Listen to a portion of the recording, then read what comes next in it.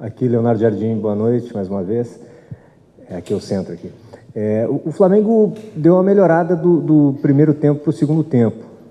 O desempenho melhorou um pouco, conseguiu empate, mas a sensação que fica é que o Flamengo escapou de perder hoje, que conquistou um ponto pelas chances que o Atlético teve ali, o Rossi, que falhou no primeiro gol, mas depois ele salvou ali o Flamengo em 3, 4 defesas, teve bola na trave. Não foi o melhor jogo assim que você esperava do Flamengo? Bem, boa noite a todos. Tentar responder a essas 3 ou 4 perguntas.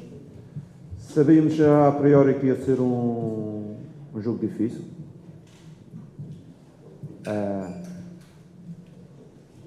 Nos últimos 30 encontros aqui neste estádio,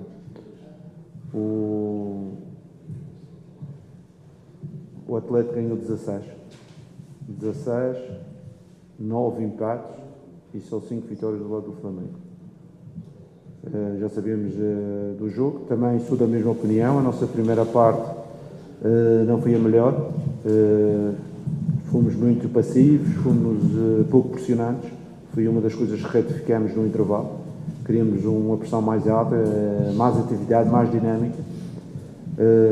A justificação de ter 7 jogadores de fora que habitualmente jogam não era razão para esta apatia inicial, e corrigimos isso no intervalo e acabamos por valorizar este ponto, jogando, na minha opinião, muito melhor que o adversário na segunda parte.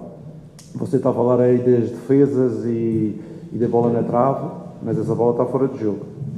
Essa bola está fora de jogo, é uma partida de fora de jogo que cria depois 2 ou 3 situações na mesma jogada. O Arte não marcou, porque acabou por não ser gol, mas se fosse gol ia ir ao VAR, ia ser anulado. Por isso, em termos gerais, acho que sim, primeira parte abaixo, segunda parte melhor, fomos mais pressionados, conseguimos dificultar o jogo do Atlético e criámos 2 ou 3 boas situações de finalização que acabamos por não o fazer. Por isso acho que o empate acaba por justificar, principalmente a segunda parte. Aqui.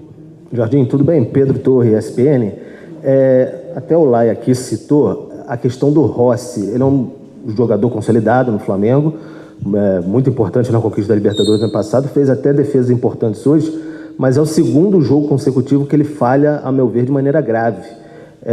Quando o técnico entra nessa questão e, de repente, conversa com o jogador, com o goleiro, que é uma posição diferente, para tentar entender como é que ele está se sentindo, confiança, enfim. Por favor. Com certeza que o Rossi é um jogador importante e já o provou, principalmente nos últimos anos aqui no Flamengo, e que acreditamos nele. E também não vamos esconder que nos últimos 2 jogos teve 2 intervenções um pouco infelizes, mas isso não deixa de nós termos a total confiança nele, porque acreditamos que vai ser momentos isolados e que no futuro já próximo ele vai voltar outra vez ao seu nível. Ele tem o apoio e o carinho de toda a gente. Em termos de trabalho também continua a trabalhar e a dedicar-se, por isso são episódios que eu acredito que sejam isolados e que ele vai voltar outra vez à sua melhor forma. Boa noite, professor. Aqui, Marcelo Xavier, da Rádio Trio de Ferro. Durante a partida de hoje, você teve alguns desfalques para a partida, né? Como, por exemplo, o próprio Jorginho e também De La Cruz, Arrascaeta ali no meio de campo, que a gente sentiu um enfraquecimento da equipe nessa questão. Eu queria saber como que você avaliou esse primeiro tempo da equipe e essa dificuldade em conseguir criar situações ofensivas de perigo. E no segundo tempo, qual foi a alteração tática? Porque a partir do segundo tempo pode-se notar que a equipe do Flamengo conseguiu ir mais para cima, como você mesmo falou, foi melhor. E o que foi feito alterações nesse segundo tempo para que a equipe conseguisse ser mais ofensiva? Bem, como disse anteriormente, o nosso meio campo foi extremamente mexido, não é? Estamos a falar do Eric, estamos a falar do Everton, estamos a falar do Jorginho, estamos a falar do Arrascaeta, que são os jogadores que normalmente começam ou são jogadores importantes na manobra da equipa. Não começaram, mas isso não é um fator que leva a condicionar o jogo da primeira parte. Eu disse aos jogadores ao intervalo, eu não quero saber quem é que falta, eu quero saber quem está presente e como é que vamos jogar. E não é com esta passividade que vamos jogar. Temos que ser mais agressivos, temos que ser mais ativos. E a segunda parte começa. Os primeiros 2 minutos não começamos bem, mas a seguir começamos a acertar, melhoramos o jogo e as substituições a seguir ajudaram também a meter um pedacinho mais agressividade ofensiva, quer sem bola, quer com bola, e por isso é que o Flamengo cresceu muito na segunda parte.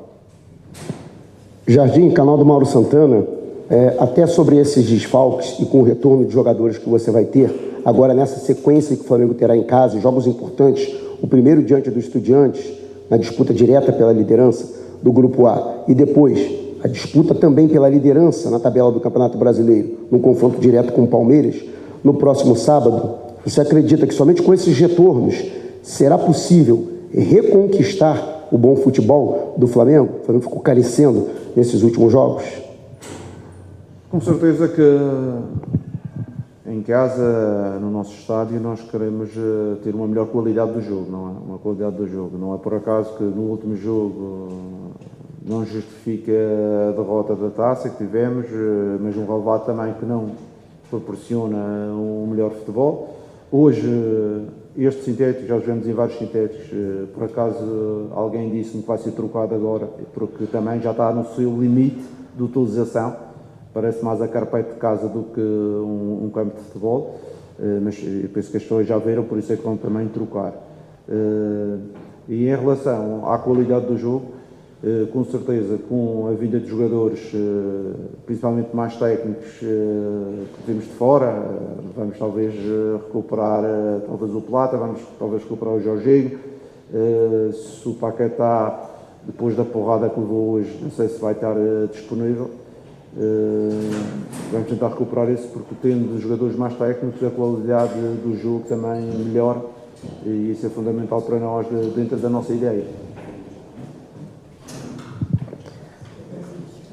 Jardim, Simon Ledo, do Coluna do Fla. A minha pergunta para você vai com relação ao De La Cruz.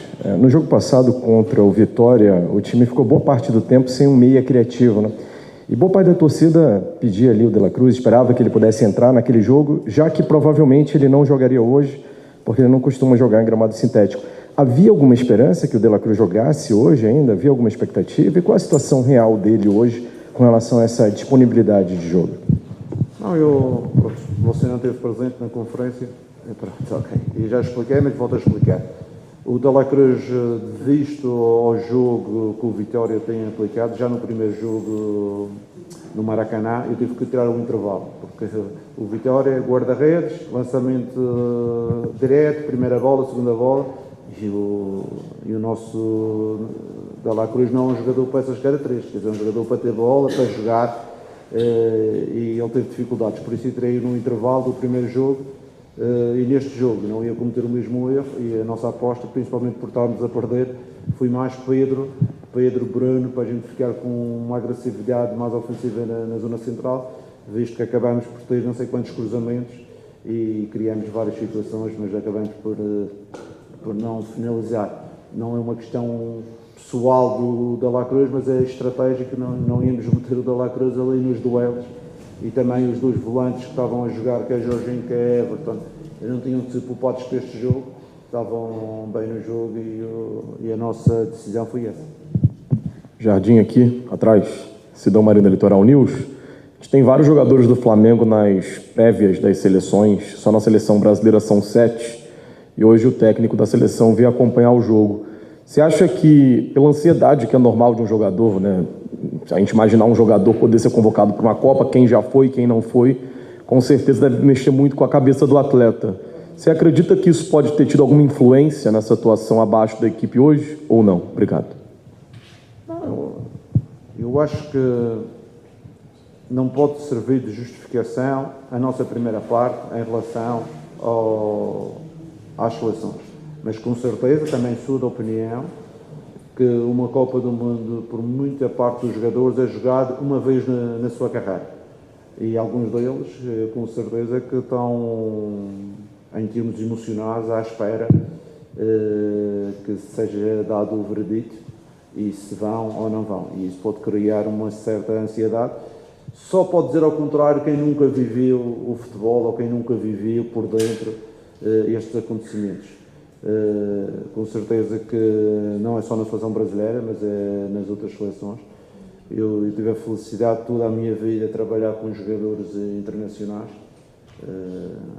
Na altura de Mónaco tinha muitos jogadores da seleção francesa, da seleção portuguesa, mesmo no mercado árabe tinha muitos jogadores internacionais, do Qatar, dos Emirados, e sempre que existia uma grande competição, eu sentia às vezes algumas situações de não meter o pé, porque é um lance que pode haver uma lesão e algumas situações isso pode levar, mas é isso que a gente fala com os jogadores e tenta motivá-los todos os dias. Eu costumo dizer, está mais fácil de se lesionar um jogador que não mete o pé do que aquele que mete o pé. O que mete o pé normalmente lesiona-se menos. O que não mete às vezes está mais receptivo a uma lesão.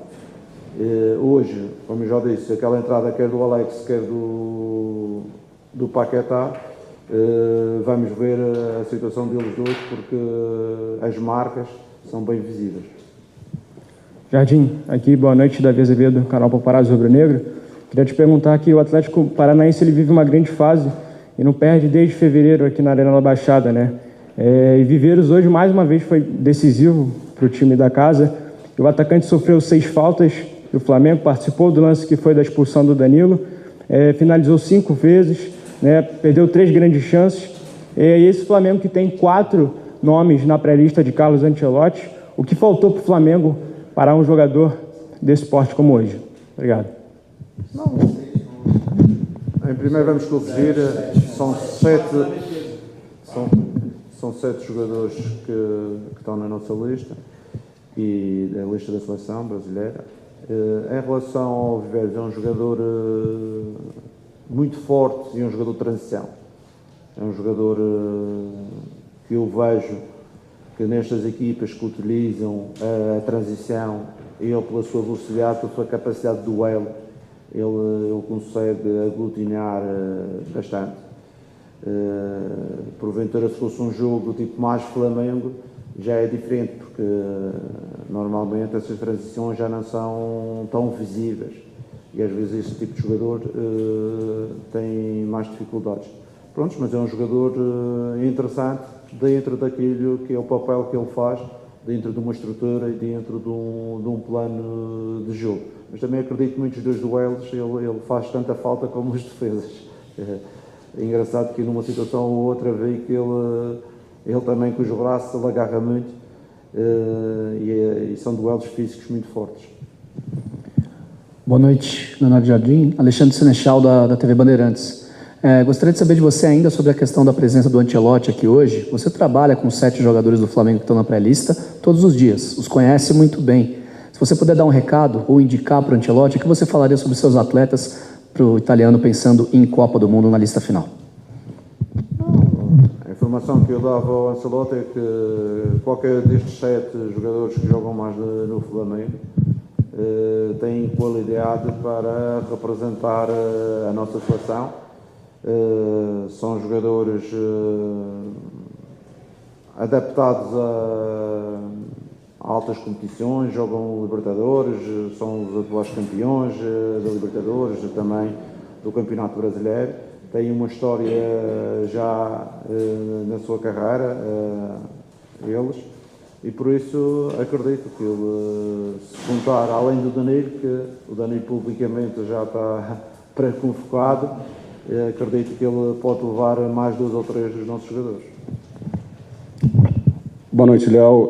Júlio Barros, Calor Esportivo. Só para a gente ter uma noção de como é que você observa e você analisa, o Samuel Lino, ele vem sendo titular e vem sendo substituído. Na sua visão, ele não vem fazendo boas partidas? Boa noite. Em relação à substituição, você sabe que às vezes nós como treinadores, os jogadores da frente são os jogadores que têm sempre mais algum desgaste. Ele hoje, o Lino, acabou por sair pelo Bruno, que eu precisava de maior presença ofensiva e acabamos por acertar porque o Bruno foi o jogador que teve 2 lances, um de cabeça, que ele mete a bola para dentro, e o lance que ele ganhou nas costas para o cruzamento, para o gol do Pedro, foi extremamente importante. No último jogo com o Vitória, ele foi dos últimos a sair, acho que jogou 80 e tal minutos, por isso é um jogador importante para nós, que tem as suas características próprias, não é? É um jogador que tem as suas características próprias e que nós contamos com ele. Com certeza que é mais fácil a gente, numa equipa das características do Flamengo, as substituições são sempre a se mexer do meio campo para a frente ou eventualmente nas laterais, onde a gente quer, quando quer acelerar o jogo, onde aconteceu no Grêmio, aconteceu no Vitória, aconteceu ainda hoje, a gente acelerar um passinho por fora, porque também temos jogadores com essas características que podem o fazer. No Grêmio, com as mudanças, fizemos o gol, hoje também com as mudanças do Royal e o Varela para dentro, acabamos por fazer também o gol do empate. E é importante é dar dinâmica com as soluções que temos. Não é sair antes ou sair depois. Isso para nós não é importante. O importante é o resultado final. Aqui, Jardim, boa noite. Jardim, há mais ou menos 1 mês e meio atrás, começou a se falar, né, principalmente na mídia, que o Flamengo era beneficiado pela arbitragem, colocaram um apelido pejorativo no Arrascaeta, e de lá para cá, eu percebo os jogadores do Flamengo apanhando muito dentro do campo. Hoje teve o lance do Paquetá, o jogo contra o Estudiantes, por exemplo, o Royal fraturou o nariz, o Arrasca quebrou a clavícula, enfim. Eu queria saber como é que você vê isso, aqui no Brasil a gente chama de pilha, que colocam contra o Flamengo, e o quanto isso tem interferido na arbitragem, porque dentro do campo a gente vê os jogadores do Flamengo apanhando, reclamando, e muitas das vezes os juízes fazem uma espécie de vista grossa. Obrigado. Em relação à arbitragem, eu sou muito direto em relação a isso. Eu só faço comparações, mais nada. E para mim, eu comparo, por exemplo, uma tesoura que fez o Carrascal, a gente teve 2 ou 3, não aconteceu nada na Libertadores. O Everton no Corinthians foi expulso por uma situação que hoje, se fosse a mesma regra, tinha sido expulso 2 jogadores, por exemplo, do adversário. Este tipo de situações, mas não estou eu aqui para comentar, mas acho que as equipas têm aproveitado um pouco esta possibilidade de serem mais agressivos, às vezes acima da lei, em bater os jogadores do Flamengo, e acho que os árbitros têm que ter atenção, porque senão temos 7 de fora, 4 ou 5 traumatismo. Não é lesões musculares, a gente não tem lesões musculares, a gente tem traumatismo. Uma pancada no joelho do Plata, o Eric, o Arrasca, todos estes jogadores que têm estado de fora, tudo eles traumatismo. A gente não tem tido lesões musculares. A outra lesão muscular que tivemos foi o Jorginho, e já foi há algum tempo atrás. Por isso temos de ter algum cuidado, porque se queremos bom futebol não podemos deixar também bater acima da lei. Dentro da lei está tudo certo, acima da lei, claro que isso se preocupa. Tá? Obrigado.